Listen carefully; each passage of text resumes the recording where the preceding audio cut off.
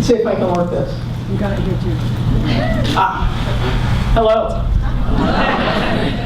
My daughter is here today. She's 10 years old, and I actually threatened to dance while on the stage for 30 minutes and say nothing the entire time, just in my ongoing quest to embarrass her. But I will spare all of us from that. What I am here to talk about today is the practice of extreme listening, and I have a bias in this. I have an agenda. I want all of you to walk away believing in this idea of extreme listening. I'm going to go through and describe it, how we put it into practice at the organization at which I work, but also the places where we see it being practiced out in the world that we might not always think of as listening very, very deeply. Before we get into more about it, let me just give you a little background about where this concept comes from. What you're looking at up here, well, I'm looking at it right there, but you're looking at it up there, is the Stanford Design School's design thinking methodology. How many of you are familiar with the concept of design thinking? So design thinking is a specific methodology for developing all kinds of products. It can be hotel lobbies or apps like we use it. It can be new faucets that you can actually figure out how to work in showers. You know, it can be all kinds of different things, but its hallmarks are the things that you see up on the slide, right? Whoever's version of it, it's very much about going in and seeing how people interact with space and things and one another, and then looking for solutions that will help make that interaction happen easier. So whenever we look at Stanford's process, right? And I could have gone and picked the process from MIT. And they have something very similar from their design school. Or the company IDEO that has pioneered a lot of the work around design thinking. They have a process that's very similar. So when you go in and look at it, you see extreme listening embedded into the steps, notably understand. Right? You can't understand unless you're listening deeply to what somebody's actually saying. This, of course, is something that librarians do all of the time, to be able to make recommendations of books, to be able to help, and guide teachers. But it's also something that needs to happen at community levels to design new interactions and new ways to help meet people's needs. So that concept of understanding, observe. I believe that watching is also a way of listening. It's seeing what people are doing. You're listening not just to their words, right? But you're actually watching how they interact with services and one another and observing that very carefully. And then the concept of prototype, which is often a very techie concept, this idea of a prototype. I always think of a prototype really just means something that you've gotten out the door and into other people's hands while you're still a little bit uncomfortable with it. You don't think it's done enough yet. And that's exactly when you want to get it out and people using it, because letting people touch it, whatever that may mean for a particular program or idea or project, let them wear off some of the rough edges and apply some of the shine, not you, so that you can see the places they most want to touch, And so I think that idea of being a little uncomfortable, like really feeling like, 2 more days, no. Get it out the door then and get feedback back, and that way of getting feedback is very much listening deeply. So also from Stanford's D School, which I did not attend and have no affiliation with, and actually I'm a Cal fan, so it's awful. But anyway, they employ this methodology throughout, right? So in part of understanding and observing, they talk about interviewing for empathy, right? And I think anytime we see that word empathy pop up, that's a clue that we're looking at something that's extreme listening. Because empathy is the ability to understand what somebody's saying despite your own biases. Ideally, to be able to understand it from their viewpoint and not your own. And so there are models and there are resources that help us to better be able to do that when we're thinking of program and project development. And they apply this to prototyping as well. And we were talking about that just a little bit ago, but that idea that the point of prototyping is so you can see not are people using it the way I think they should be using it, whatever it is, right? But how are they really using it, right? In their context with their biases. So that's how we see it playing out in these different schools that are set up to teach us to use design thinking to make better products. We use it. Caravan Studios, the organization I work for, we're a nonprofit organization, a division of TechSoup Global. And we start all our projects with this idea of extreme listening. And the importance of it became so clear to me recently when we did some work with school-age youth in San Francisco about bullying.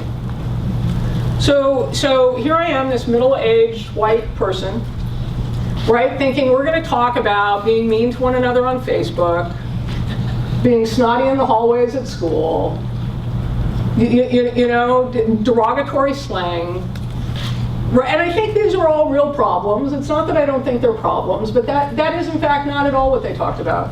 They talked about the systemic bullying of police force, of certain communities as a whole, and what that meant. They talked about the media glamorization of bullying on reality TV shows, where people bullied one another, particularly girls bullied one another to get the attention of a man. They had this nuance and this intelligence talking about it that I'm embarrassed to say, I did not foresee. You know, and I think that what I'm proud of is that we set up a way to listen so I could hear that despite the biases that I walked into the room with. And the preconceived notion, you know, a way of asking questions and talking to them and talking with them that let us hear what they were actually saying and not me just sort of trying to fit them into the box of what I wanted them to be saying. I'm also terrified of teenagers, so that was a little scary for me. But, and we also see this happening at in libraries around the world. So this project, Tona Hedge, is in Brazil by an organization, IPR, and they're going out to different libraries in four different library systems. So very big systems like in Sao Paulo City, which is one of the biggest cities in the world, and in very small systems in the rural north of the country, where it's very poor and it's very, very different from most of what you would find in Sao Paulo. And they're working with the librarians to help understand how they make their libraries more inclusive of the community, right? And the way that they do this is what they call psychodrama. We would call it, I think, role-playing, because psychodrama has in English not such a good. And it is bringing together all of the people that are involved in the library, from administrators to professional library staff, to non-professional library staff, to janitors, security guards, different community members, and they set up role-playing so they have them all interact with one another from a different point of view so they can understand this. So when they did this in a community in Belém, in the northern part of the country, they discovered that a big negative for the library, something that was stopping all these people from even walking through the door, was the fact that the security guard had a visible gun, was wearing a black suit and sunglasses. And while the library staff thought it was denoting safety, that this is a safe place to be in a place that has violence and extreme poverty, that is not at all what much of the community saw. So the security guards started wearing colorful street clothes, the gun was not visible, and stopped wearing sunglasses, right? And the security guards suggested those changes based on this interaction. And I think that's what was remarkable about the work that they do there, is that they get people to see the other's viewpoint so clearly that they're able to make suggestions of what they should do differently, rather than feeling like they're forced into a different behavior. Another example of this, you may have seen this one, this is in New York State, and it's a video interaction. So you watch the video, this woman is talking to the librarian, and then you choose answers. You choose your next question, and then you know, some different segment of the video goes through. And the point that they're trying to make with this video is an interesting one, right? It's the idea that we often think, oh, we treat everybody that comes in the same. But what can that mean for some community members?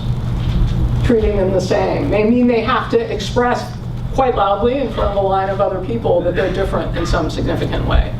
That may not feel very good to them. And so this is a way to go through and ask questions and get different results for it. It's an interesting project. And then last, in Canada, they have something, the Working Together Community-Led Libraries Toolkit, which is very much a toolkit that's designed for inclusivity, right? And the idea that how do we change our services to be more accessible and meet more needs in a changing world, but also within changing communities and to meet the needs of different community members. It's an interesting toolkit. I think it's very applicable to a lot of work that actually many, I think, community-based organizations are doing, frankly, not just libraries, to think about how they can offer their services broadly. So those are places where I think we see this underpinning of extreme listening happen. The idea of inclusivity and cultural humility are interesting ones because they require us to listen closely as we think about how we're offering services to an individual or to a group of individuals within a community. So one of the things that I also strongly think with extreme listening, and it's very hard for me personally to put into place, is the idea that it's a practice. Nobody that is here is going to get up and run 135 miles like these people are doing through the California desert without maybe jogging around the block a couple times and building up and having their Saturday long runs and having tune-up races and getting there, right? Like the journey from standing in one place to being able to run an ultra marathon is a huge one. And you have to figure out what the milestones are along the way, but you can't go out and go for a 2-mile run on a treadmill and then think, okay, now I'm ready. You know, you have to keep doing it, and you have to set up and recognize the milestones. And I think I will say that that is what I struggle with the most, because I want change to happen faster than that. I want to have learned something and be able to implement it faster than that. And I want to make a difference that I can turn around and show people so that they can help supercharge that difference faster than that. And so the practice of setting milestones along the way that you can communicate so that you can feel and see the change, but you can also communicate it to somebody else, is a tremendously difficult one. I think that runners have it. I run, and I think that I get it in the length of my long runs, right? Like I feel it when I go from running 3 miles to 8 miles. Like I can measure the difference. But on community projects, there's not like, I can't just hit a button on my watch and take off and see what I did differently that day, you know? And so understanding how to think about the milestones is tricky, and there's not just one answer, but I think it's an important part of any practice of extreme listening, because otherwise it's too easy to just stop. Because you can just see the gap between where you are and wherever it is you're trying to go. And I think if sports aren't your gig, you can apply it to meditating too. Like I could maybe, if forced, sit still for 2 minutes, right? Like and meditate. But like the idea, whenever I hear about some people talking about their meditation practice of doing it for an hour or on a guardrail next to a freeway, is beyond my imagination, and that's because you can't possibly go from 2 minutes to this, right, without having a lot of activity in between. So however you choose to think of it, I think figuring out what the steps are that basically allow you to reflect honestly on your progress. And to be able to share it and to get valuable encouragement from yourself and others is a big deal. So wonderful, we have ultra marathoners and monks meditating on guardrails, but what do you actually have to do to do some of this extreme listening? So I have some things that we're going to go through that are a helpful part of putting into practice. I will say that when I was thinking about this presentation, I tried to think about what are the things that we can do as individual professionals that can change us as a professional within the system, could possibly be applied to change the organization that we are in, and then possibly applied to change the bigger system we are a part of. Because everybody's going to have different circles of influence. And so it's hard when we see and work with, the reason we've come to know this project in Brazil that I was describing earlier is that we, at Caravan Studios, we have a project that's been funded by the Gates Global Library Foundation to do work in Brazil. And one of the things that has just really struck me is you see these people, librarians, and technical library staff, as well as non-professional librarians, all kinds of staff that can see and want to create the changes, but they're in such a system that they don't know how to create those changes. And so we have been thinking hard about how do we give them things to do that they can do, you can do differently even within a system while creating change. And part of it is so they can think about reasonable milestones. Because the milestone is unlikely to be that the Ministry of Culture completely changes in 2 months. You know, the library's got to have another smaller milestone. So when we think about some of those milestones, I will say the things that we think about have to do with the usage and uptake of certain programs, obviously, but also a lot about the demographics of the library, the hours the library is being used, the number of hours the library is being used. They think a lot about how many requests they get from the community, how many people pop up and say, oh, we want to be able to use the library for this, that the librarians didn't think of. That's a big sign of success for them, that they've made themselves open and available. So I think, again, figuring out what those milestones are and thinking about this along the way of doing these things that I'm about to go through is an important step. So the first thing that we do when we put in the practice of extreme listening any place is we identify the themes. You need to know what you're listening for. So we didn't just invite a bunch of San Francisco Bay Area teenagers into our office to talk about whatever they wanted to talk about. We invited them to come in and talk about anti-bullying and bullying issues. So we knew what we were listening for. They knew what they were there to talk about. We were able to bring in subject matter experts that were doing that work in the community to provide support for the conversation. But we knew very closely, very, very closely what we were listening for.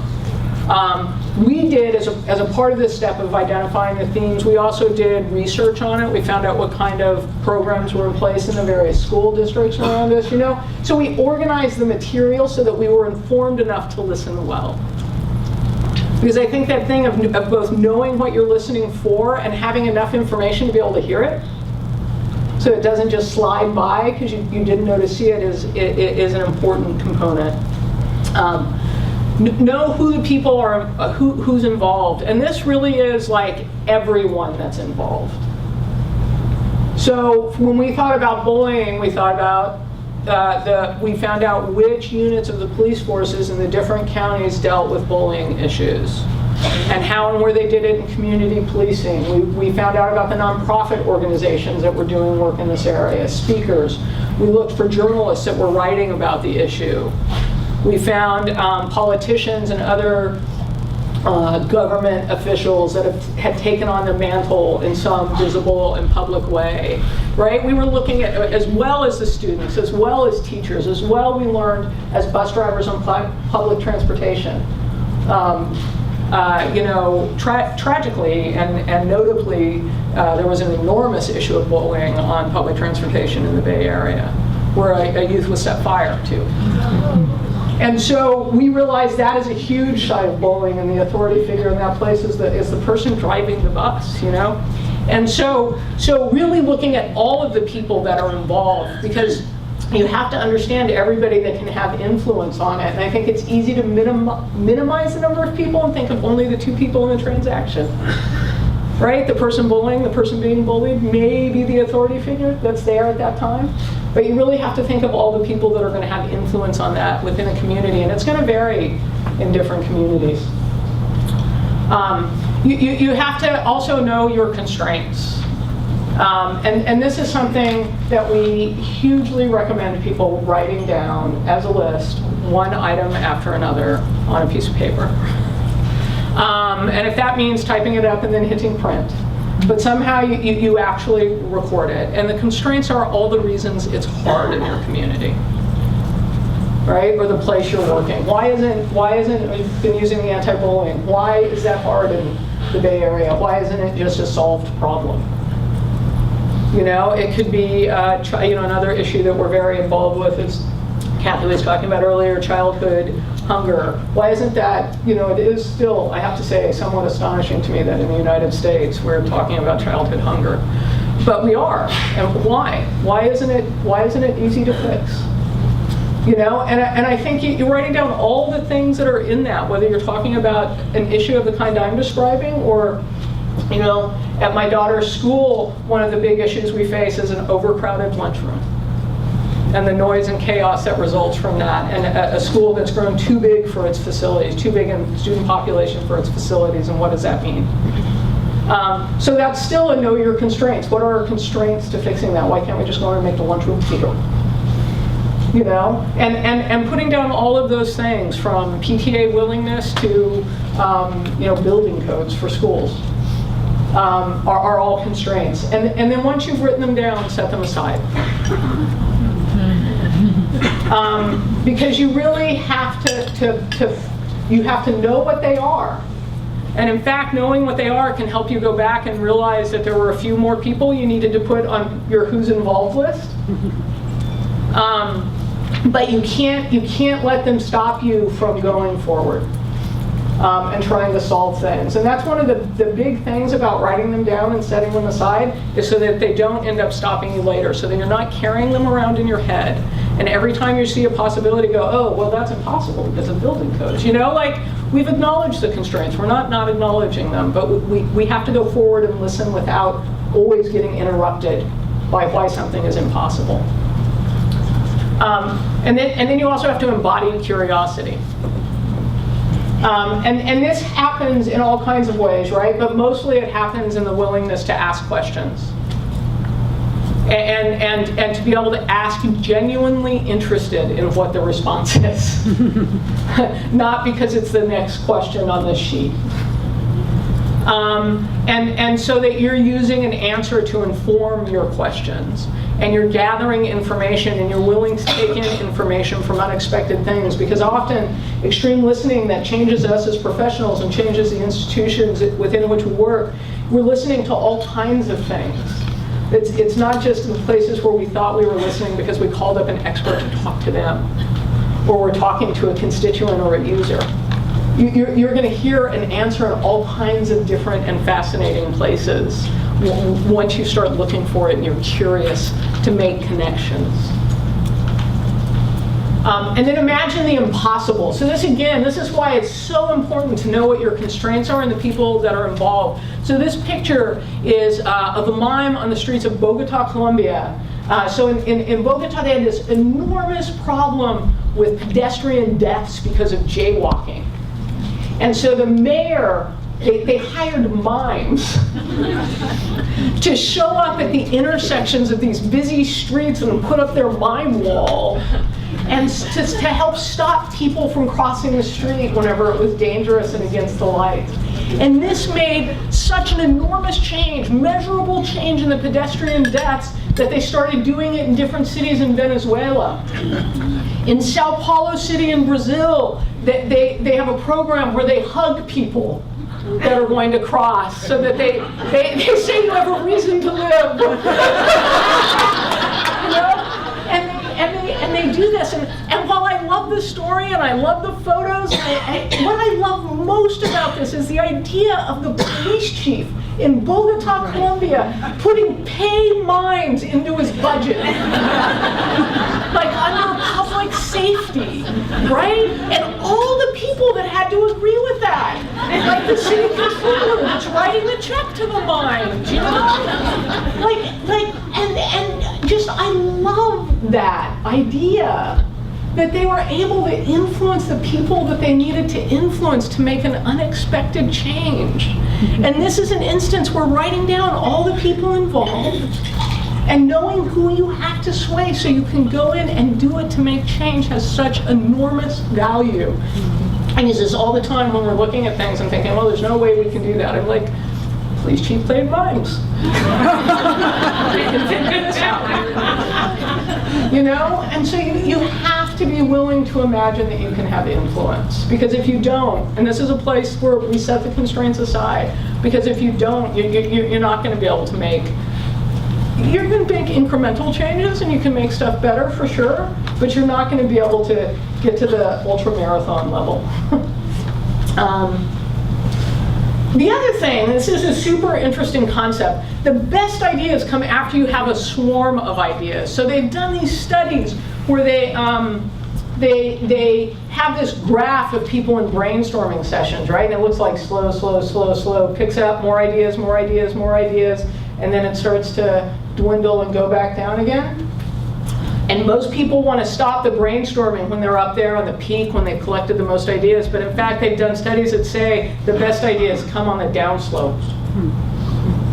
They come whenever you think that you're done, when you sort of wrung out the towel and you're on the other end of it. And they've done study after study that demonstrates that. And I think the thing that we've learned is to keep the ideas coming. Don't be too fast to stop and start making things, but also to, and this is very much about the extreme listening and the idea of prototyping, is that's going to help you get a second wave of ideas, you know, that help inform and make things better. And then you also have to be hungry to know what happens next, because if you are hungry to be right or hungry to prove a point, it is super hard to get something out the door, man. It is super hard because it can always use more of something. But if you're hungry to know what happens next, it becomes so much easier to get projects into people's hands so that you can find out what they actually think, what human beings that aren't you actually think. One of the things I hate most, and it happens to me all the time, is I start confusing showing a PowerPoint to my colleagues with actual shipping. Like, that was work where we described an idea to one another in a conference room. Nobody but us knows about it yet. That is insufficient. It's not sufficient until people that aren't us and that we don't even know are using it and touching it. So my mother does not count, you know, like, because that's when we're going to start getting real feedback and find out what happens next. And that's what's going to force us to grow and change and listen harder. And this can be so uncomfortable. It can be so uncomfortable because you feel like you're getting stuff out the door so too early, and it can be uncomfortable because what people think of what you made or what you think of what you made can sometimes be dramatically different. And you have to be prepared to hear that and understand what to do with it. And then you just have to share wildly. You know, we have built into our general process, it sounds weird with extreme listening, but this process where we stop and reflect and we share. Because we find that process of organizing what we've heard and learned helps the listening take root. And that is the thing about extreme listening, I think, most, is that it takes root. And it changes us, and we hear it so clearly that we can't. I can no longer imagine thinking teenagers are only going to talk about Facebook snark as bullying, and that kind of change. We want to listen so that new viewpoint becomes a part of our own, and that's whenever we're really able, I think, to start changing our products and services. And that's all I have to say. So we've given, I think, 15 minutes, 10 minutes? Yeah, we have about 12 minutes. 12 minutes. So we gave 15 minutes. I ate up 3 of them. We have 12 minutes for questioning. If there are no questions, I'm perfectly comfortable standing in uncomfortable silence. Are you listening? I could dance. It's a good opportunity. Should they walk up to a mic stand? I think so, yes. Yes. Okay, maybe stop.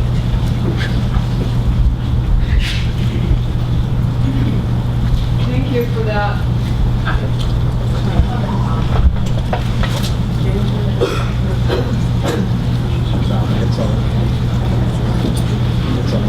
Thank you for that speech. Thank you.